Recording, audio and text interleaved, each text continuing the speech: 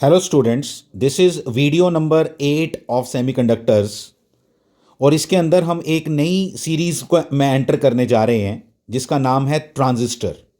तो एक नया डिवाइस जिसको हम डिस्कस करेंगे। सबसे पहला डिवाइस जो हमने डिस्कस किया था that was PN junction diode. तो मतलब पी और एन को मिला के हमने क्या बनाया, दो ही लेयर्स हमने ली थी, पी और एन, और उसको लेके जब हमने बनाया तो उसका नाम था डायोड।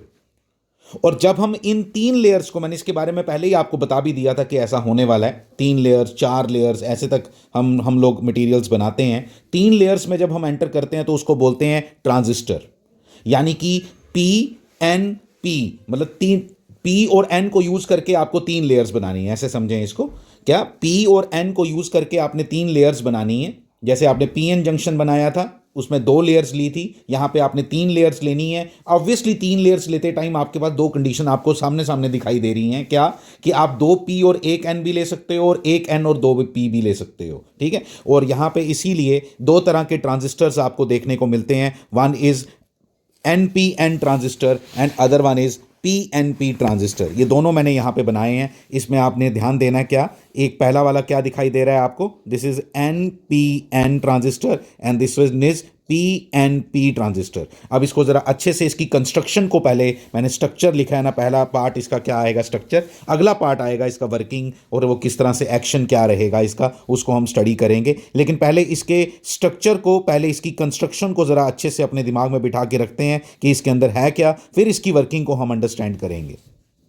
आप पहले एक ही पे फोकस करो, NPN पे मैं फोकस करता हूं। यहां पे आपको क्या दिखाई दे रहा है, जो आपकी फर्स्ट लेयर है इसका नाम हम रखते हैं एमीटर। यहां पे वो P होगा, यहां पे वो N होगा, ठीक है। सेकेंड लेयर होगी आपकी बेस और थर्ड लेयर होगी आपकी कलेक्टर। दो चीजों के ऊपर मैं कमेंट करने वाला हूं। एक इसकी डोपिंग लेवल्स के बारे में। डोपिंग लेवल के बारे में बात करूं तो ये हाईली डोप्ड। कौन है ये? Emitter is highly doped. ये छोटी छोटी बातें आपने याद रखनी है, याद रखनी है। This is base, base is lightly doped. वो देख के नहीं बता सकते आप, ये नहीं छोड़ना सोचना कि वो छोटा बनाया है इसलिए आपको लाइटली डोप्ड है। छोटा बड़े से नहीं पता चलता डोपिंग कैसी है, ये याद रखने वाली बात है। ये देख के नहीं आपको पता चलेगा। एंड थर्ड वन, ये क्या है आपका कलेक्टर। इसका नाम होता है, 3 लेयर्स का नाम है emitter, base and collector. Emitter, emitter क्यों बोलते हैं उसको सब बताऊंगा मैं अभी, जब इसके एक्शन को हम अंडरस्टैंड करेंगे, इसकी वर्किंग को हम अंडरस्टैंड करेंगे। तो पहला आ गया क्या आपका emitter which is highly doped, फिर उसके बाद आ गया आपका base which is lightly doped, collector आ गया मॉडरेटली डोप्ड। मॉडरेटली वर्ड इसलिए यूज किया इन दोनों के बीच के लिए है, बीच में इसकी डोपिंग होती है, मतलब less than emitter but greater than base.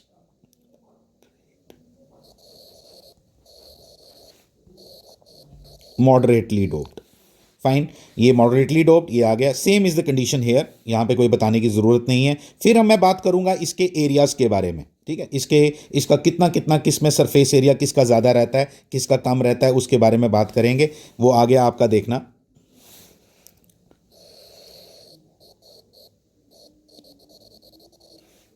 Large, बड़ा रहता है एरिया। वेरी लेस थिकनेस भी आप बोल सकते हो इसको एरिया की जगह, वेरी लेस।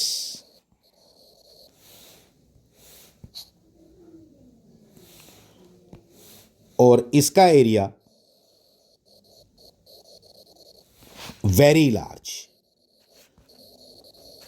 वेरी लार्ज का मतलब हो गया इससे ज्यादा, एमीटर से इसका ज्यादा होता है। सबसे ज्यादा एरिया किसका? कलेक्टर का। सबसे कम किसका? बेस का। और एमीटर का, इन दोनों के बीच का, मतलब कलेक्टर से थोड़ा कम, कलेक्टर से थोड़ा कम। Same are the conditions here. ये बातें आपनी थोड़ी बेसिक इसकी कंस्ट्रक्शन के बारे में समझनी है, ठीक है। पहले ये हमें समझ आएगा तो तभी हम इसकी वर्किंग को अंडरस्टैंड कर पाएंगे। फिर इसकी आती है सिंबॉलिक रिप्रेजेंटेशन, कि इसको रिप्रेजेंट कैसे करते हैं। रिप्रेजेंट करने के लिए ज़रा समझना, मैं यहां बनाता हूं, आप समझना। एक सर्कल जनरली बनाया जाता है और फिर उसके बीच में ऐसे ऐसे 3 इसकी लेयर्स हैं और 3 टर्मिनल्स हैं। टर्मिनल्स भी देख रहे हैं, एमीटर के साथ यहां पे हमने एक मेटालिक कॉन्टैक्ट बना दिया, यहां पे भी एक मेटालिक कॉन्टैक्ट बना दिया, यहां पे भी एक मेटालिक कॉन्टैक्ट बनाया। तो पहले वाले टर्मिनल को क्या बोलते हैं? एमीटर का ई से रिप्रेजेंट किया, ये कलेक्टर का टर्मिनल हो गया और ये बेस के लिए टर्मिनल हो गया। तीन टर्मिनल्स हैं जो अल्टीमेटली जिससे हमने कनेक्शंस बनाने हैं, तो इसलिए वो तीन टर्मिनल्स आ गए। तीन टर्मिनल्स के नाम किसके अकॉर्डिंग, जिस लेयर के साथ जो टर्मिनल कनेक्टेड है वही उसका नाम है, ठीक है।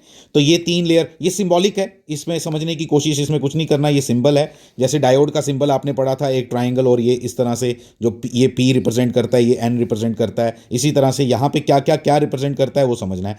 इसको हम बेस बोलते हैं। पहली बात ये बेस हो गया। इनमें से एक कलेक्टर है और एक एमिटर है, इनमें से एक एमिटर है और एक कलेक्टर है, इतनी बात समझ आ गई। लेकिन हमने जो समझना है, इसको ऐसे लिख लो,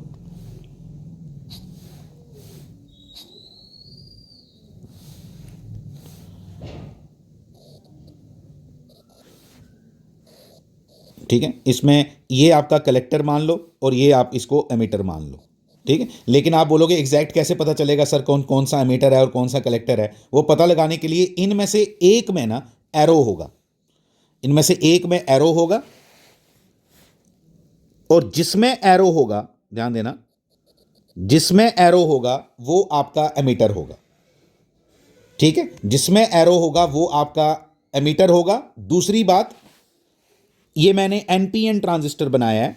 एनपीएन ट्रांजिस्टर में आपको मालूम चल गया, ये आपका पी है, ये आपका एन है, और ये आपका एन है ना, देख लो, एनपीएन, ये एनपीएन ट्रांजिस्टर मैंने बनाया है, ठीक है। और हमें मालूम है कि एनपीएन ट्रांजिस्टर में जो करंट फ्लो करती है ना, यहां पे मेजॉरिटी चार्ज कैरियर्स क्या होते हैं? इलेक्ट्रॉन्स। तो इलेक्ट्रॉन्स इसमें करंट जब फ्लो करती है, तो करंट जब फ्लो करेगी तो ये इस तरह से करंट, इलेक्ट्रॉन्स इस तरह से फ्लो करेंगे, ठीक है। तो इलेक्ट्रॉन्स का इधर की तरफ फ्लो करना मतलब क्या होता है कि करंट उल्टी डायरेक्शन में फ्लो करना, यानी कि करंट इज फ्लोइंग फ्रॉम क्या, पी टू एन। तो देखो, P to N, base to emitter, तो ये करंट की डायरेक्शन है। इसलिए एन, जब डायरेक्शन इस तरह से एरो बाहर की तरफ होगा, टर्मिनल की तरफ निकल रहा होगा, तो ये एनपीएन ट्रांजिस्टर का सिंबल है, ठीक है। और अगर मैं एरो उल्टा कर दूं, अगर मैं एरो उल्टा कर दूं, मैंने बनाई है डायग्राम्स ये, ठीक है, वो भी डायग्राम आपकी ली हुई हैं, तो आप इस समझ सकते हो इन सब चीज़ों को। ये अच्छे से अपने पास नोट करके रख लो, पहली बात ये, ठीक है। तो ये इसकी जो डायग्राम्स हैं देख लो, ये आ गया आपका किसका, ये आ गया आपका एनपीएन ट्रांजिस्टर का, देख लो, ठीक है। वो मैंने ऐसे करके बनाया था, या ऐसे बनाओ या ऐसे बनाओ, उससे कोई फ़र्क नहीं पड़ता है, ठीक है। ये कोई मैटर नहीं करता कि मैंने इसको ऐसे बनाया था ना, मैंने इसको ऐसे बना दिया था, ऐसे बनाया था, तो आप ऐसे बनाओ या ऐसे बनाओ, उससे कोई फ़र्क नहीं पड़ता, जैसे मर्जी बना सकते हो आप। वो डिपेंड करता है कि जब सर्किट में लगाना हो तो ऐसा आपको सूट करता है या ऐसा सूट करता है, वो डिपेंड करता है। तो इस पर अभी दिमाग लगाने की ज़रूरत नहीं है कि मैंने ऐसे क्यों बनाया और ये ऐसे क्यों है, आप जैसे मर्जी बना सकते हो, ठीक है। तो ये आ गया आपका क्या, ये किसका, ये एनपीएन ट्रांजिस्टर का, तभी मैंने उसके नीचे रखा है, तभी मैंने उसके नीचे रखा है इसको। ये एनपीएन ट्रांजिस्टर का एरो देखो बाहर की तरफ, ठीक है। रीज़न भी बता दिया आपको। यहाँ पे जो मेजॉरिटी चार्ज कैरियर्स हैं कौन है, होल्स हैं। जब इसको हम बाइसिंग करेंगे तो ये करंट जो फ्लो करती है वो बिकॉज ऑफ होल्स होती है, holes are positive charge carriers. तो यहाँ पे भी कहाँ जाएगा, आप पहले इसको लिख लो, ये क्या है आपका P, ये क्या है आपका P, ये क्या है आपका N। Current will flow from P to N always, ये लो P टू N। तो इसलिए करंट की डायरेक्शन इस तरह से, एरो की डायरेक्शन, ये जो एरो की डायरेक्शन है ये करंट की डायरेक्शन बताती है एक्चुअली, ठीक है। तो आप इसको याद रख लो कि कौन सा एनपीएन ट्रांजिस्टर को कैसे बना, पहले ट्रांजिस्टर की सिंबल को समझो, फिर उसके बाद बताओ कि एनपीएन और पीएनपी कैसे पता चलता है। तो और एमीटर कैसे पता चलता है, एमीटर कैसे पता चलता है, एरो बना के, जिस लाइन में एरो, बेस तो सामने दिखाई दे रहा है ना, बेस तो ऐसे है, इसमें और इसमें कंफ्यूजन है हमें कि भाई कौन एमीटर है और कौन कलेक्टर है। तो जिसके ऊपर एरो होगा वो एमीटर है, जिसके ऊपर एरो नहीं होगा वो कलेक्टर है। इतनी बात हमें समझ आ गई। फिर हम दूसरी बात एक और करेंगे, क्या कि एरो की डायरेक्शन से पता चल जाता है कि एनपीएन ट्रांजिस्टर है या एनपीएन ट्रांजिस्टर का सिंबल है या पीएनपी ट्रांजिस्टर का सिंबल है। तो यहां तक हमारा इसकी कंस्ट्रक्शन को लेके जो बेसिक बातें हमने करनी थी वो हमने कर ली, ठीक है। अब हम आगे बढ़ते हैं और आगे बढ़ के इसका क्या समझने की कोशिश करते हैं कि ये काम कैसे करता है और इसको हम किस तरह से यूज़ में लाते हैं। ये बहुत बड़ा टॉपिक है हमारा ट्रांजिस्टर, जिसके अंदर हमने ट्रांजिस्टर डिवाइसेस भी पढ़नी है, जिसके अंदर हमने transistor as a switch, transistor as a amplifier, transistor as a oscillator, ये सब हमारा सिलेबस में है, ये सब हमने डिटेल में पढ़ना है। तो अब हम एक्शन समझते हैं एक एक करके दोनों ट्रांजिस्टर्स का। पहले मैं डिस्कस कर रहा हूँ action of NPN transistor. NPN transistor में आप ध्यान देना ज़रा किस तरह से अभी हमने समझा। आप ये अभी आपकी लेयर आपको मालूम है एनपीएन ट्रांजिस्टर है, यहाँ पे मेजॉरिटी चार्ज कैरियर्स कौन है, एन में इलेक्ट्रॉन्स। देखो जानबूझ के यहाँ पे दिखाने टाइम क्या बनाया हुआ है, आप बड़े अच्छे से देखो इस डायग्राम को, बड़ी नीट एंड क्लीन, और एक एक चीज़ इस डायग्राम के अंदर बोली हुई है जो रिक्वायर्ड है। हाईएस्ट डोपिंग किसकी होती है? एमीटर की, इसलिए ज़्यादा इलेक्ट्रॉन यहाँ दिखाए हैं, यहाँ कम इलेक्ट्रॉन दिखाए हैं। ये लाइटली डोप्ड है, इसलिए सिर्फ दो ही होल्स दिखाए हैं, only two holes are shown. आप देख सकते हो only two holes are shown here, ठीक है, इसलिए लाइटली डोप। दो दिखाना जरूरी नहीं, तीन दिखा सकते हो आप, कोई प्रॉब्लम नहीं है उसमें, लेकिन आपको बता रहा हूं, ये बता रहा है कि ये बहुत लाइटली डोप्ड है। तो दो जंक्शंस हमारे यहां बने, दो जंक्शंस बने जो डॉटेड से दिखाए हुए हैं, आप ध्यान देना, ये डॉटेड से दो जंक्शन दिखाए हैं, ठीक है, और ये वाला भी दिखाया है। हम जब ट्रांजिस्टर को अंडरस्टैंड करना स्टार्ट करते हैं, ठीक है, तो हम लोग क्या करते हैं, जो ट्रांजिस्टर आपकी वर्किंग को अंडरस्टैंडिंग हम करते हैं, उसमें हम एमीटर बेस जंक्शन को हम फॉरवर्ड बायस करते हैं। एमीटर बेस जंक्शन को हम क्योंकि दो डायोड दिखाई दे रहे हैं ना आपको, एक आपका ये यहाँ पे एक ये एनपी बन रहा है और यहाँ पे भी पीएन बन रहा है, ठीक है, तो हमने इसको फॉरवर्ड बायस करना है, किसको? एन एन इस एमीटर बेस वाले को फॉरवर्ड बायस करना है, ये हमारा एम है। ध्यान देना, अपनी बैटरीज को इस तरह से कनेक्ट करना है हमने कि इसको हम फॉरवर्ड बायस करें और इसको हम रिवर्स बायस करें, ठीक है। तो पहले फॉरवर्ड बायसिंग को देखते हैं जरा अच्छे से, किस तरह से होगा फॉरवर्ड बायस। क्या मालूम है आपको फॉरवर्ड बायस के बारे में? कि एन को किसके साथ कनेक्ट करना है? नेगेटिव टर्मिनल के साथ, ठीक है, और इस पी को किसके साथ कनेक्ट करना है? पॉजिटिव टर्मिनल के साथ, ये वाला। समझ आई बात? तो ये आ गया आपका इस तरह से। तो आप इसको, ये आपका बेसिकली 0 वोल्ट है, ये ग्राउंड होता है, ये 0 वोल्ट है, और ये आपका माइनस वीई है, ठीक है। वीई नाम रखा है क्योंकि एमीटर के साथ ये बैटरी कनेक्टेड है, इसलिए वीई। ये कलेक्टर के साथ कनेक्टेड है, वीसीसी, ठीक है। ये 0 वोल्ट और ये होगा आपका वीई, जितनी इसकी वोल्टेज है। मान लो अगर ये 10 वोल्ट की बैटरी लगाई है तो ये 10 वोल्ट होगा, वीई। मतलब ये पोटेंशियल्स की टर्म्स में मैंने इसको लिख दिया, ठीक है। और सिमिलरली यहाँ पे पोटेंशियल क्या होगा आप देख सकते हो। दूसरी बैटरी को अगर मैं ध्यान से देखूं तो यहाँ पे पोटेंशियल क्या होगा? वीसीसी, ठीक है। तो वीसीसी होगा यहाँ पे। अब यहाँ पे क्या दिखाई दे रहा है कि ये वाला जंक्शन आपने बैटरीज इस तरह से कनेक्ट की हैं दोनों, ये जानबूझ के ये बड़ी बैटरी ली जाती है। आपने ये याद रखना है ये भी बात कि ये बैटरी जो है इसके कंपैरिजन में बड़ी बैटरी ली जाती है। लेकिन इस बैटरी का काम यहाँ पे क्या है कि वो कलेक्टर बेस जंक्शन को रिवर्स बायस कर रही है। आप देख सकते हो रिवर्स बायस कैसे कर रही है। दिस इज एन, और एन के साथ यहाँ पे पॉजिटिव कनेक्टेड है। बस इतनी बात आप समझ जाओगे तो आपको पता चल जाएगा, ठीक है। तो एन के साथ पॉजिटिव कनेक्टेड है और ये आपका पी इसके साथ नेगेटिव कनेक्टेड है, इसलिए ये आपका ये वाला जो जंक्शन बना ये आपका रिवर्स बायस हो गया। तो ये रिवर्स बायस, ये फॉरवर्ड बायस, ये आपको इतनी बात क्लियर कट समझ आनी चाहिए, ठीक है। अब मैं एक और बात आपको बताता हूं। जब तक मैंने बैटरीज कनेक्ट नहीं की थी, जब तक बैटरीज मैंने कनेक्ट नहीं की थी, तब तक क्या कंडीशन थी?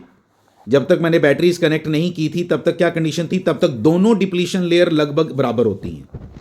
तब तक दोनों डिप्लीशन लेयर बराबर होती हैं। लेकिन फिर एक कॉन्सेप्ट हमने सीखा था बायसिंग के दौरान कि जब आप फॉरवर्ड बायस करते हो किसी जंक्शन को तो उसकी डिप्लीशन लेयर थिनर हो जाती है, पतली हो जाती है, और जिसको रिवर्स बायस करते हो वो मोटी हो जाती है। वो इसने ब्लू शेड करके दिखाया हुआ है हमें, ठीक है। ब्लू शेडेड में जो ये ब्लू शेड दिखाया हुआ है ये हमारा यहाँ पे बता रहा है कि डिप्लीशन लेयर ये बड़ी मोटी है, ठीक है। बैटरी भी तुमने बड़ी लगा दी हुई है और यहाँ पे ये बिल्कुल पतली हो गई है क्योंकि तुमने इसको फॉरवर्ड बायस किया है। इसके फॉरवर्ड बायस होते ही आप इसको देखो जरा ध्यान से। इसको फॉरवर्ड बायस होते ही ये नेगेटिव टर्मिनल ऑफ बैटरी क्या करेगा? इन इलेक्ट्रॉन्स को पुश करेगा, रिपेल करेगा। जैसे ये रिपेल करेगा वो किस रीजन में जाएंगे? इजीली जाएंगे क्योंकि ये फॉरवर्ड बायस है। ये वाला जंक्शन लगभग ब्रेक हो गया हुआ है। ब्रेक कब हो जाता है आपको मालूम है? सिलिकॉन के केस में 0.7 वोल्ट के लगभग जो है वो ब्रेक हो जाएगा। जो उसकी वोल्टेज होगी उसको ब्रेक करेगा। जो आपका पोटेंशियल बैरियर रहता है वो पोटेंशियल बैरियर तोड़ना पड़ेगा। जैसे ही पोटेंशियल बैरियर 0.7 वोल्ट पे टूटेगा ये सारा का सारा इलेक्ट्रॉन जो यहाँ पे हमारे पास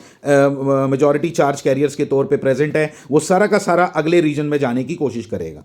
वो सारा का सारा अगले रीजन में जाने की कोशिश करेगा। आप देख सकते हो इस डायग्राम के अंदर सब कुछ बना हुआ है। मुझे एक्चुअली कुछ लिखने की ज़रूरत ही नहीं है, ठीक है। तो आप देख सकते हो, मतलब मान लो अगर यहाँ पे 100 इलेक्ट्रॉन्स थे, 100 इलेक्ट्रॉन्स में से 5 इलेक्ट्रॉन्स यहाँ पे होल्स के साथ मिल जाएंगे। यहाँ पे तो 2 ही बनाए हैं, मैं ऐसे जस्ट 5 की एग्जाम्पल ले रहा हूँ। तो 5 इलेक्ट्रॉन्स यहाँ पे होल्स के साथ रिकम्बाइन कर जाएंगे। लेकिन यहाँ पे as the doping level is very less, तो बाकी इलेक्ट्रॉन क्या करेंगे? बाकी इलेक्ट्रॉन देखो इतना इंटरेस्टिंग काम क्या है कि ये जो दूसरा जंक्शन है आपका, जो अब ये इलेक्ट्रॉन्स बाकी बच गए 95, ये जो दूसरे इलेक्ट्रॉन हैं आप समझना प्लीज, ये आप किस रीजन के अंदर हो इस समय? आप पी रीजन के अंदर हो। पी रीजन के अंदर हो तो पी रीजन के अंदर इलेक्ट्रॉन क्या होते हैं? मिनॉरिटी चार्ज कैरियर्स होते हैं।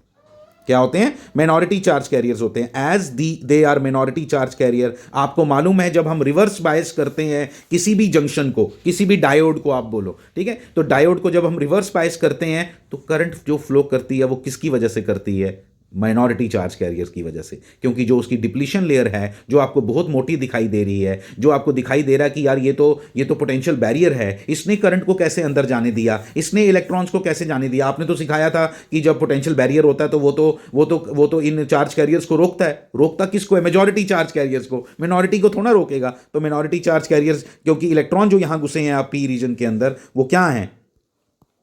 जो यहां पे ये घुसे हैं यहां पे, वो क्या है? वो मिनॉरिटी चार्ज कैरियर्स हैं फॉर पी रीजन, ठीक है। तो मिनॉरिटी चार्ज कैरियर्स को तो डिप्लीशन लेयर रिवर्स बायस तो रोकता नहीं है, तो रिवर्स बायस तो उसको अंदर जाने देगा, आगे जाएगा। जैसे ही ये यहां पहुंचेगा, जैसे ही ये इलेक्ट्रॉन्स यहां पहुंचेंगे, ये बैटरी का कौन सा टर्मिनल है? पॉजिटिव टर्मिनल है। वो इन इलेक्ट्रॉन्स को यहां खींच लेगा। अब आप करंट देखो, जो करंट की डायरेक्शंस बनाई हैं वो बड़ी इंटरेस्टिंग है। करंट की जो डायरेक्शंस बनाई हैं वो बहुत इंटरेस्टिंग है। उनको जरा अच्छे से अंडरस्टैंड करना है, क्या है वो देखना जरा ध्यान से, करंट की डायरेक्शंस को। करंट की डायरेक्शंस यहां बनाई हैं, उनको मैं दिखाता हूं आपको। देखो यहां पे इलेक्ट्रॉन्स आगे की तरफ बढ़े, तो इलेक्ट्रॉन्स का आगे की तरफ बढ़ना यानी कि कन्वेंशनल करंट हम किस तरफ लेते हैं? Opposite to the direction of the electrons, flow of electrons. तो ये आपकी करंट की डायरेक्शन, ये आपको समझ आनी चाहिए कि ये यहां क्यों बनाई है, ठीक है। एक बात हमें ये समझ आई। फिर उसके बाद ये आई बी करंट, यहां से जो भी इलेक्ट्रॉन, मैंने आपको बोला यहां पे बहुत कम, बड़ी नैरो स्पेस है, ये नैरो स्पेस है, लेकिन कुछ इलेक्ट्रॉन बाहर मैनेज कर जाएंगे निकलना, और इसलिए वो जो 5% इलेक्ट्रॉन बाहर निकलेंगे, वो उसकी इलेक्ट्रॉन इस डायरेक्शन में बाहर निकल रहे हैं, इसलिए करंट की डायरेक्शन देखो क्या बनाई है। करंट की डायरेक्शंस को अच्छे से देखना है आपने, ठीक है। उसके बाद हम आगे बढ़े, आगे देखा हमने, फिर दोबारा इलेक्ट्रॉन यहाँ बाहर निकल रहे थे, लेकिन वो अल्टीमेटली यहाँ क्या होगा? इस तरह से शो करेगा। ये आ गई आपकी कौन सी करंट? Collector current. तो कलेक्टर करंट, ये देखो करंट की डायरेक्शंस आपको बनानी प्लीज़ अच्छे से आनी चाहिए। एग्जामिनर जो आपकी चीज़ें चेक करेगा ना यहाँ पे, उसने यही चीज़ें आपकी बड़ी चेक करनी है कि आपने करंट की डायरेक्शन सही बनाई या नहीं बनाई, आपने करंट की डायरेक्शन सही बनाई या नहीं बनाई, ये आपको समझ आना चाहिए। ये आपका कौन सा ट्रांजिस्टर, हमने किसके एक्शन को हमने डिस्कस किया? अभी हमने डिस्कस किया ये एक्शन ऑफ एनपीएन ट्रांजिस्टर। और इसी डायग्राम को मैं एक ना सिंबॉलिकली भी हम किस तरह से बना सकते हैं, इसी को शो करने के लिए आप सिंबॉलिकली देखना इसको हम कैसे रिप्रेजेंट करेंगे, ठीक है। देखना जरा, मैं बताता हूं।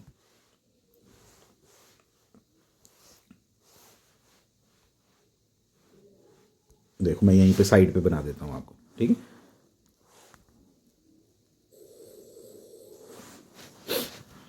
ये आ गया आपका, मैं पहले सिंबॉलिकली मैं बता रहा हूं आपको कैसे बनाएंगे। बेस देखो मैं कहां बनाऊंगा इस बार, ये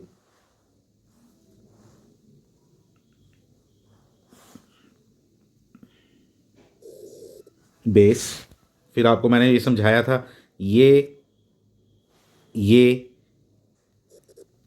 एनपीएन ट्रांजिस्टर है, इसलिए ये बनेगा इसका एमिटर, ये बन गया आपका कलेक्टर, ये कलेक्टर, ये एमीटर। इतनी बात तो आपको बिल्कुल क्लियर कट समझ आनी चाहिए। ये थोड़ा सा हार्ड टॉपिक है ट्रांजिस्टर, इजी नहीं है, ये बिल्कुल भी इजी नहीं होता। ये इंजीनियरिंग में लोग डिटेल में इस चीज़ को बहुत और आगे तक पढ़ते हैं, लेकिन ये मैं आपको एक परसेंटेज बता देता हूँ कि बड़े कम लोगों को ये क्लैरिटी इसमें आती है। ये थोड़ी डिफिकल्ट है अंडरस्टैंड, इसलिए बड़े आराम से एक एक बात को अंडरस्टैंड करो। एटलीस्ट मुझे पहले सिंबल आ जाए समझ, मुझे ये समझ आ जाए एनपीएन ट्रांजिस्टर होता क्या है, कौन से मिनॉरिटी चार्ज कैरियर है, कौन से मिनॉरिटी चार्ज कैरियर है, इलेक्ट्रॉन आगे बढ़े, करंट की डायरेक्शन, बेसिक बातें एटलीस्ट मुझे समझ आनी चाहिए स्टार्टिंग में, ठीक है। तो फिर हम आगे जाके फिर आहिस्ता आहिस्ता बड़ी बड़ी चीज़ों को भी अंडरस्टैंड कर पाएंगे। तो ये मैंने बना दिया। अब हमने क्या करना है आपको मालूम है, आप इधर छोटा सा ना हमने लिख लेना चाहिए साथ में ही इसको साथ लिख देना चाहिए क्या, कि ये आपका एक्चुअली एनपीएन ट्रांजिस्टर है, तो ये एन है, ये आपका पी है, और ये भी आपका एन है, ठीक है। ये मैंने साथ में लिख दिया कि एमीटर कौन है, क्योंकि हमारे को यहाँ पे दिखाना क्या होता है, हमने यहाँ पे बाइसिंग करनी है ना अभी, तो हमने बाइसिंग करनी है, तो मैं इसको क्या दिखाऊंगा, देखो यहाँ से मैं दिखा दूंगा कि यहाँ पे आपने कौन सी बैटरी लगानी है। ये देखो बैटरी कैसे लगा रहा हूँ, फॉरवर्ड बाइस करना चाहता हूँ तो एन को किसके साथ कनेक्ट करूँ, नेगेटिव के साथ, पी को किसके साथ कनेक्ट करूँ, पॉजिटिव के साथ, ये लो। ये डायग्राम भी आप पेपर में दिखा सकते हो। ये बनाया, फिर उसके बाद यहाँ पे ये कलेक्टर को क्या करना है आपने, रिवर्स बायस करना है। तो ये लो बैटरी इधर बना दो, चाहे ये कोई इसने नीचे बनाई है तो हमें जरूरी थोड़ा नीचे ही बनानी है, ठीक है। तो ये, और ये बैटरी बड़ी होती है इसलिए 2 सेल लगा के दिखा दी। 2 सेल ही नहीं होते, सिर्फ जस्ट दिखाने का तरीका है कि भाई हमने बताया कि ये वाली बैटरी से ये वाली बैटरी बड़ी है। इस बैटरी का नाम वही सेम कोई, अब मैं इसमें नहीं टाइम वेस्ट करना चाहता। ये VEE, ये आपका आ गया कौन, ये आपका क्या VCC, ठीक है, सेम स्टोरी, ठीक है। अब ये बनाया, फिर उसके बाद करंट्स की डायरेक्शन आपको मालूम है यहाँ पे करंट्स की डायरेक्शन कैसी होंगी, करंट्स की डायरेक्शन, इसीलिए देखो एरो, देखो अब एरो, अब आपको समझ आएगा क्या है एरो क्यों बनाया था इसको इधर, क्योंकि हमारी करंट की डायरेक्शन के साथ भी वो एरो मैच कर रहा है। ये देखो करंट की डायरेक्शन अभी मैंने समझाई यहाँ। तो ये आपका आ गया कौन सी करंट, IE। ये आपकी कौन सी करंट यहाँ, ये, क्योंकि आपको मालूम है इलेक्ट्रॉन बाहर निकल रहे हैं, तो इलेक्ट्रॉन बाहर निकल रहे हैं तो इसका मतलब आपकी करंट की डायरेक्शन अंदर की तरफ होगी। ये आपका IB, और यहाँ पे आपका क्या, ये IC, ये हमने लिख दिया। फिर हम सिंपल एक KCL लगा के यहाँ पे दिखा सकते हैं कि जो हमें क्लियर कट दिखाई दे रहा है कि IE जो है ना वो किसके बराबर होगा, वो IB प्लस IC के बराबर होगा। जो IE है वो किसके बराबर होगा, IB प्लस IC के बराबर होगा। ये देखो क्लियर कट नजर आता है यूजिंग KCL। यहाँ पे हमें दिखाई दे रहा है कि ये IE, ये इधर ऐसे जा रहा है ना। तो यहाँ इस पॉइंट पे अगर हम KCL लगाएं तो वी कैन सी क्या कि इसमें क्या बनता है, IE is equal to IB plus IC। ठीक है, हो गया ये, ठीक है। यहाँ से अब हम PNP ट्रांजिस्टर को भी थोड़ा सा स्टडी करते हैं, बिल्कुल लगभग सेम है वो, उसमें भी कोई खास मुश्किल नहीं आएगी आपको। नेक्स्ट टॉपिक आ गया आपका एक्शन ऑफ PNP ट्रांजिस्टर। एक और बात आपको बता देता हूँ, यहाँ पे आपकी जो करंट सारी फ्लो कर रही है NPN ट्रांजिस्टर में, वहाँ पे रोल कौन प्ले कर रहा है, होल्स या इलेक्ट्रॉन्स। यहाँ कौन रोल प्ले करने वाला है अभी आपको पता चल जाएगा, होल्स। सारा सेम है, आपको कोई प्रॉब्लम नहीं आएगी अंडरस्टैंडिंग में, देखना अभी, ठीक है। तो एक्शन ऑफ PNP में यहाँ पे एक बात आपने सुननी है कि ज़्यादातर सर्किट्स में यूज़ ज़्यादा किया जाता है प्रैक्टिकली NPN ट्रांजिस्टर। इसकी एक लाइन आप याद रखोगे प्लीज़, क्या, mobility of electrons is much better than the holes. That is why we always prefer NPN transistor, as the current flows in NPN transistor is because of electrons. क्योंकि यहाँ पे electrons के कारण current flow करती है, वहाँ पे holes के कारण करती है। मोबिलिटी किसकी बेटर है, इलेक्ट्रॉन्स की, इसलिए हम लोग NPN ट्रांजिस्टर को ज़्यादा प्रेफर करते हैं ओवर PNP ट्रांजिस्टर्स एक्चुअल में, ठीक है। तो इतनी बात आप सिंपल याद रखोगे। अब देखो ये मैंने सर्किट बना दिया किसका, this is of PNP transistor. बड़ा सिंपल है, आपको पहले समझना है, आप बैटरीज पे नज़र ही मत डालो। आपको मालूम है आपने एमीटर बेस को क्या करना होता है, फॉरवर्ड बायस। एमीटर बेस को क्या करना है, फॉरवर्ड बायस। इसको फॉरवर्ड बायस करने के लिए P को किसके साथ कनेक्ट करूं, पॉजिटिव के साथ। क्लियर पता है आपको, इसको किसके साथ कनेक्ट करूं, P को नेगेटिव के साथ।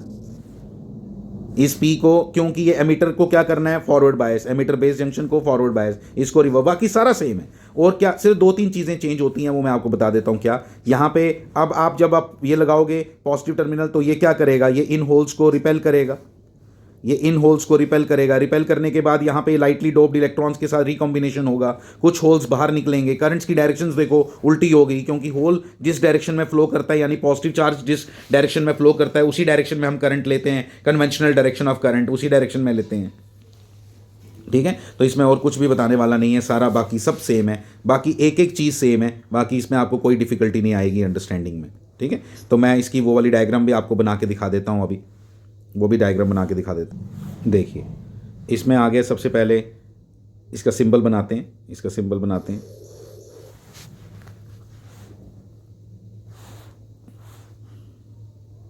Base,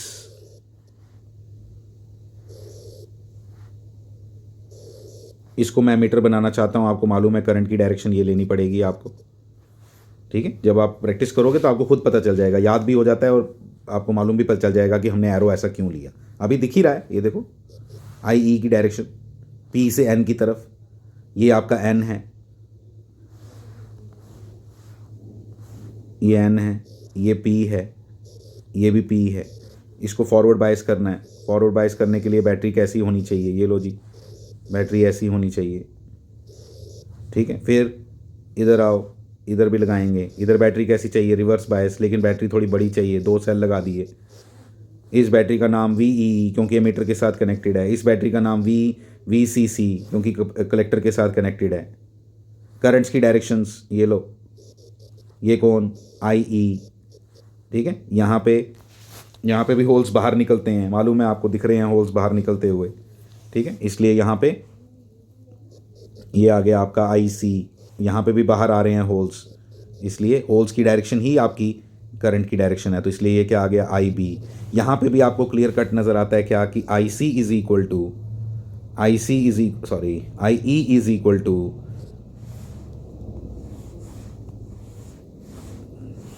I E is equal to I B plus I C, I B plus I C, ये हमें यहाँ से क्लियर कट पता चल जाता है।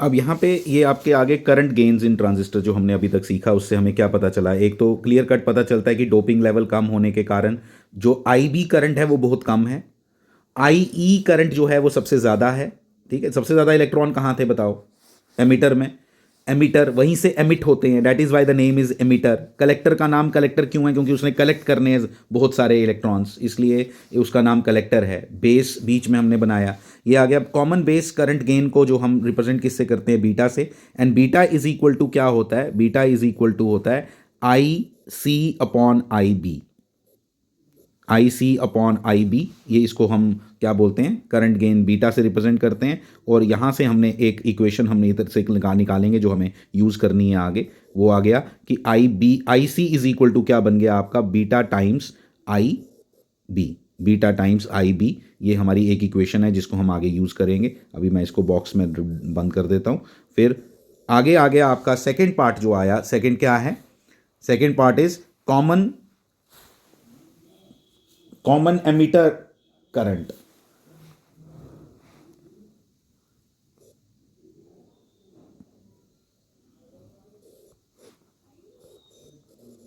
कॉमन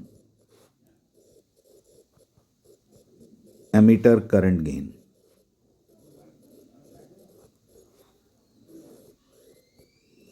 ठीक है। इसको हम रिप्रेजेंट करते हैं किसके साथ, अल्फा के साथ, ठीक है। अब देखो इसको,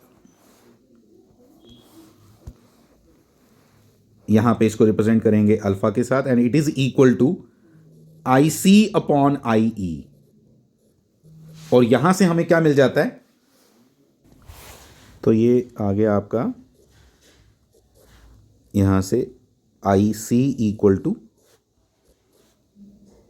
अल्फा आई ई, ये नियरली इक्वल टू 1 होगा क्योंकि आई सी और आई भी लगभग बराबर होते हैं, ठीक है। थोड़ा सा ये 1 से कम होता है। आप नॉर्मली जब इसके न्यूमेरिकल्स करेंगे तो आप देखोगे इनकी वैल्यूज़, आप इसकी वैल्यू अगर आपको प्रिडिक्ट करनी है, मान लो कि अब बीटा की वैल्यू क्या होती होगी, तो बीटा की वैल्यू नियरली 20 टाइम्स होती है ये, ठीक है। तो ये इस तरह से 20 आ जाएगा मतलब आपका बीटा। तो आई सी बहुत ज़्यादा होता है किससे, आई बी से। तो आई सी का ही दोनों रिलेशन है, आप इस तरह से याद रख सकते हो इसको, एक आई बी के साथ और एक आई ई के साथ। अल्फ़ा और बीटा के बीच का रिलेशन फाइंड करेंगे अब हम, ठीक है। तो देखो किस तरह से करेंगे, इसमें हमने पहले यही रिलेशन यूज़ करते हैं जो हमने सबसे पहले लिखा था, I E is equal to I B plus I C, ठीक है। यहां से मैं आई ई की वैल्यू क्या लिख सकता हूं, आप बताओ, आई ई की वैल्यू मैं लिख सकता हूं आई सी अपॉन, देखो आई सी अपॉन, सीधा सीधा दिख गया आपको, आई सी अपॉन, खुद कर सकते हो आप ये पूरा, आई C upon alpha equal to, ये हो गया आई सी अपॉन बीटा, और प्लस आई सी को आई सी रहने दो, इससे इसके कारण आई सी कैंसिल हो गया आपका सारा। तो अल्टीमेटली हमारा इक्वेशन क्या बनी, one upon alpha is equal to 1 upon beta plus 1, ठीक है। तो अल्फा और बीटा का रिलेशन क्या मिला आपको, beta is equal to, beta LCM आ गया beta upon beta plus 1, beta LCM आ गया, लेकिन उल्टा इसलिए क्योंकि यहाँ पे 1 अपॉन अल्फा था। तो ये आपका रिलेशन मिला किसके साथ, अल्फा और बीटा के बीच का रिलेशन मिल गया। हो सकता है आपको पूछा जाए बीटा का रिलेशन निकालो, तो आप इस तरह से लिख सकते हो उसको, ठीक है, इस तरह से लिख सकते हो। मैं यहाँ साइड पे कर देता हूँ, क्या लिखेंगे, 1 अपॉन बीटा, ऐसे भी लिख सकते थे आप इसको, 1 upon beta is equal to 1 upon alpha minus 1, ठीक है, -1। तो फिर आप क्या लिखोगे, आप लिखोगे मैं आपको बताता हूँ, beta is equal to LCM, फिर से अल्फ़ा आ गया, अल्फ़ा ऊपर चला जाएगा, upon 1 minus alpha, 1 minus alpha. तो ये आपका बीटा अल्फ़ा जो आपको चाहिए वो आपको इन दोनों रिलेशन से मिल जाएगा। जो आपको पूछा हो दोनों निकाल के आ जाओ, कुछ नहीं पूछा हो, कोई इसमें है क्या मुश्किल। तो ये relation between alpha and beta हमने यहाँ लिख दिया, ठीक है। तो हम इसकी थोड़ा सा टॉपिक और लेता हूँ और उसके बाद क्लोज करता हूँ वीडियो को। ये टॉपिक है आपका 3 configurations of transistors, three configurations of transistors की जब मैं बात करता हूँ ना, आप एक बात समझनी है आपने कि ट्रांजिस्टर को मैं as a two port device use करता हूँ। टू पोर्ट का मतलब होता है एक साइड पे इनपुट लगाना चाहता हूँ, एक साइड पे आउटपुट लगाना चाहता हूँ नॉर्मली। ठीक है, एक साइड पे इनपुट और एक साइड पे आउटपुट, अपनी अपनी उसको as a utility device use करने के लिए उसको इस तरह से यूज करता हूँ कि मैं उसका एक इनपुट पोर्ट बनाना चाहता हूँ, एक आउटपुट पोर्ट बनाना चाहता हूँ। इनपुट पोर्ट बनाने के लिए आपको दो टर्मिनल्स चाहिए होते हैं, ऐसे समझो मेरी बात को। इनपुट पोर्ट बनाने के लिए आपको दो दो टर्मिनल्स चाहिए, आउटपुट पोर्ट बनाने के लिए भी आपको दो टर्मिनल्स चाहिए। लेकिन टोटल टर्मिनल्स कितने हैं आपके पास? तीन। चाहिए कितने हैं आपको? चार। तो हम एक को कॉमन रखते हैं। अब कॉमन आप किसी को भी रख सकते हो। अब इस बात को ऐसे समझना, आपको बहुत डिटेल में नहीं है ये टॉपिक, ठीक है, आपको सिर्फ आइडिया होना चाहिए इस बात का, इसलिए मैंने आपको इस तरह से बताया क्या कि आपको टोटल टर्मिनल्स कितने चाहिए? दो टर्मिनल चाहिए इनपुट के लिए, दो टर्मिनल चाहिए आउटपुट के लिए, टोटल टर्मिनल चाहिए चार। लेकिन हैं कितने? एमीटर, बेस और कलेक्टर, तीन है। तो इसलिए हम एक को कॉमन कर सकते हैं, और कॉमन आप तीनों में से किसी को भी कर सकते हो। बहुत डिटेल है इसकी कि common ammeter, common base, common collector. इसलिए तीन कॉन्फ़िगरेशंस आपकी आ गई, that is common base, common ammeter. मैं आपको बना के दिखा देता हूँ, थोड़ा सा आइडिया देता हूँ, आप उसको थोड़ा सा आइडिया आपको होना चाहिए, तो उसको अंडरस्टैंड करो। देखो कैसे, देखो कॉमन कॉमन मैं पहले बनाता हूँ।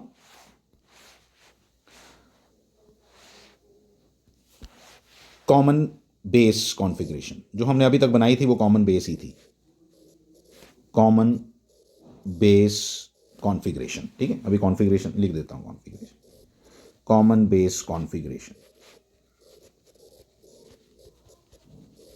जब मैं कॉमन बेस कॉन्फ़िगरेशन, इसको इसको रिप्रेजेंट पता किससे करते हैं?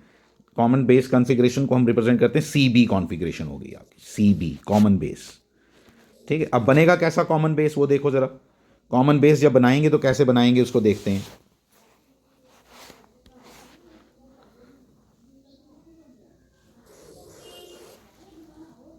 कॉमन बेस को देखेंगे, ठीक है, ये आ गया आपका बेस।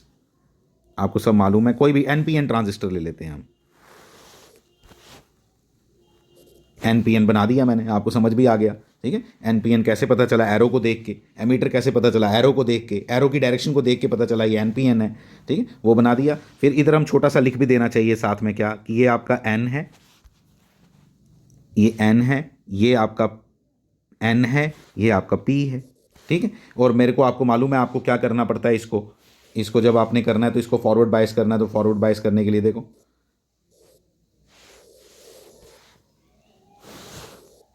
फॉरवर्ड बायस हो गया। ये रिवर्स बायस करना है, ये लो, ये आपने पहले भी बनाया था, इसलिए आपको कोई मुश्किल नहीं आनी चाहिए इसको समझने में। ये आपका बन गया कॉमन कॉमन बेस कॉन्फ़िगरेशन। ठीक है, ये आपकी कॉमन बेस कॉन्फ़िगरेशन बनी, जहाँ पे आपने बेस को कॉमन रखा। आप देख सकते हो आपका इनपुट पोर्ट कौन सा बना, ये वाला, ये आपका इनपुट है, ये आपका आउटपुट है। ठीक है, ये आपका आउटपुट है, तो ये आपका बन गया कौन सा इनपुट किसके साथ बना? ई और बी के साथ। ई, ये ई है, ये सी है, ये बी है, ये भी मालूम है आपको बेस वाला। ठीक है, ई बी के साथ आपको क्या बना? इनपुट, और सी बी के साथ क्या बना? आउटपुट। बी आपका कॉमन आया दोनों जगह, इसलिए इसको हम बोलते हैं common base configuration.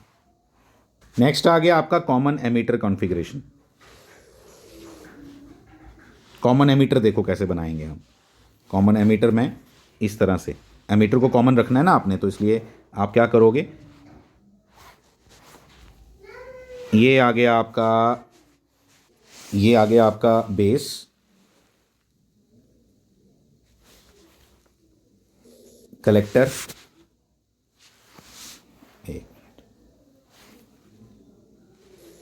Collector, ammeter, ammeter. ठीक है, एमीटर नहीं बोलना, एमीटर। ठीक है, फिर ये आपका, आपको सामने नज़र आ रहा है, ये ई है, ये आपका सी है, ये आपका बी है। एक और बात साथ साथ में लिख देनी चाहिए आपको क्लैरिटी के लिए, क्या? ये आपका एन है, ये आपका एन है, ये आपका पी है ना।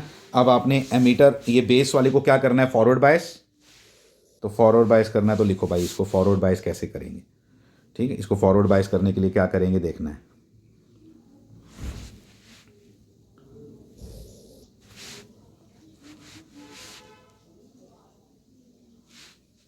ठीक है, यहाँ से आप ऐसा आ गया। फिर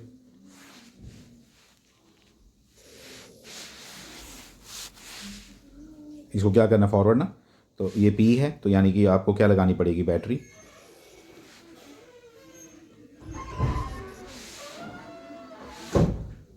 ये आ गई यहाँ से फॉरवर्ड बायस, आपको समझ आ रहा है, ये हो गया फॉरवर्ड बायस। ठीक है, फिर दूसरी साइड यहाँ क्या करेंगे, रिवर्स बायस। रिवर्स बायस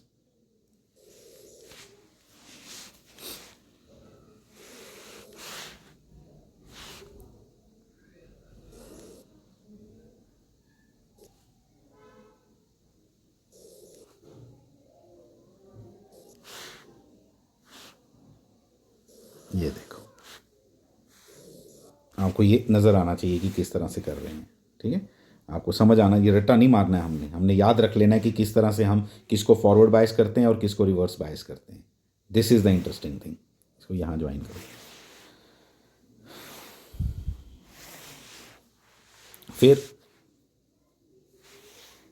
फिर तीसरी कौन सी कॉन्फ़िगरेशन है, कॉमन कलेक्टर। तो कॉमन कलेक्टर इस तरह से आप खुद भी ट्राई कर सकते हो, आप कॉमन कलेक्टर को ट्राई करो। फिर आपको ये भी बता देता हूँ कि आपके सिलेबस में सिर्फ कॉमन कॉमन एमीटर है, कॉमन बाकी नहीं, कॉमन बेस भी नहीं है और कॉमन कलेक्टर भी नहीं है। हमने सिर्फ कॉमन एमीटर से ही सब कुछ करना है। आगे जो भी हम ट्रांजिस्टर के आगे इसका पढ़ने वाले हैं, सबसे पहले हम कैरेक्टरिस्टिक्स पढ़ेंगे, फिर हम एम्पलीफायर पढ़ेंगे, फिर हम स्विच पढ़ेंगे, फिर हम ऑसिलेटर पढ़ेंगे। तो ये सब अभी ट्रांजिस्टर के अंदर हमने पढ़ना है, फिर जाके हमारा ट्रांजिस्टर कंप्लीट होता है। लेकिन वो सब चीज़ें जो हमने आगे पढ़नी है वो कॉमन एमीटर के साथ पढ़नी है। ये देखो, कॉमन कलेक्टर के लिए क्या करेंगे, कॉमन कलेक्टर कॉन्फ़िगरेशन के लिए पहले से कलेक्टर हम नीचे रख दिया। ठीक है, कहीं पे भी रख सकते हो, बट ऐसे जनरली हम इस तरह से रिप्रेजेंट करना पसंद करते हैं। यहाँ एमीटर को नीचे रखा था, यहाँ बेस को नीचे रखा था। ठीक है, यहाँ पे हमने कलेक्टर को नीचे रख दिया। अब आपको पता है ये NPN ही ले रहा हूँ मैं हर जगह, तो ये बन गया आपका C,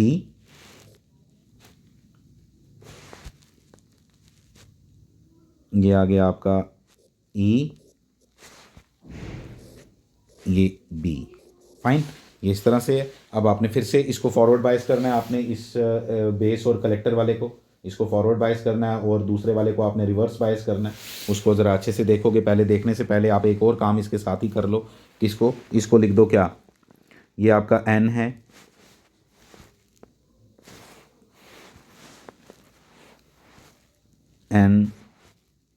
NNP। फॉरवर्ड बायस करें, देखो फॉरवर्ड बायस कर दिया।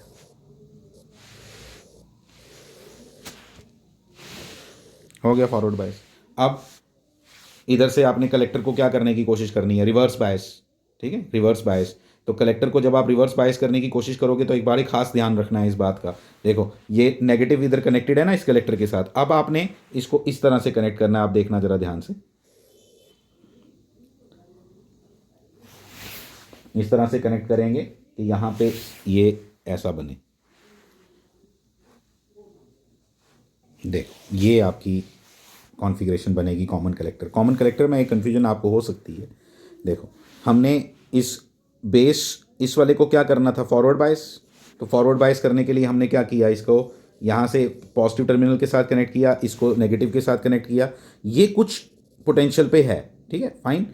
अब हमने क्या किया, इस वाले को आपने रिवर्स बायस करना है। तो रिवर्स बायस करने के लिए क्या करना पड़ेगा, इसको फॉरवर्ड बायस किया इसकी हेल्प से, कॉमन इसको लेके। तो उसके लिए मैंने क्या किया, उसके लिए हमने इसको जो है ना, इसको बैटरी छोटी लगाई है यहाँ, ये फॉरवर्ड बायस हो गया इसके साथ, मतलब इसके कंपैरिजन में ये। अब यहाँ से हमने इसको किसके साथ कनेक्ट कर दिया, एक बड़ी बैटरी के साथ, सो दैट कि ये क्या रहे, रिवर्स बायस। तो ये बड़ी बैटरी है इसके कंपैरिजन में, इसलिए कलेक्टर एमीटर वाला जंक्शन जो आया, यहाँ से कलेक्टर जो है वो फॉरवर्ड बायस है, लेकिन वो जो है वो रिवर्स बायस है। आप बड़े अच्छे से इस चीज़ को देख सकते हो। कलेक्टर को पॉजिटिव के साथ ही कनेक्ट करना था, ठीक है, यहाँ पे इसको भी हमने पॉजिटिव के साथ ही कनेक्ट करना था, लेकिन अल्टीमेटली ये नेगेटिव के साथ भी कनेक्टेड है, लेकिन ये बैटरी बड़ी होने की वजह से अल्टीमेटली ये क्या रहेगा, रिवर्स बायस। तो ये बैटरी बड़ी होने का यहाँ पे इसका सिग्निफिकेंस भी नज़र आता है। आपके सिलेबस में ये नहीं है, मैं आपको पहले ही बता देता हूँ, आपके सिलेबस में ये नहीं है, ये है और ये भी नहीं है। लेकिन जस्ट एक कॉन्फ़िगरेशन समझाने के लिए और एक रिवीजन कराने के लिए कि किसको हम फॉरवर्ड बायस और रिवर्स बायस करते हैं, इसके लिए मैंने आपको ये सारी कहानी बताई। अब आप देख सकते हो इसके आगे कि हम इसके आगे जब हम जो भी चीज़ें पढ़ने वाले हैं वो सिर्फ मैंने क्या बोला, कॉमन एमीटर कॉन्फ़िगरेशन के साथ पढ़ने वाले हैं। इसकी बैटरीज़ का आपको अच्छे से पता होना चाहिए। इवन मैं एनपीएन के लिए ही करने वाला हूँ, लेकिन आपको पीएनपी के लिए भी ये सब चीज़ें अच्छे से आनी चाहिए। Thank you very much.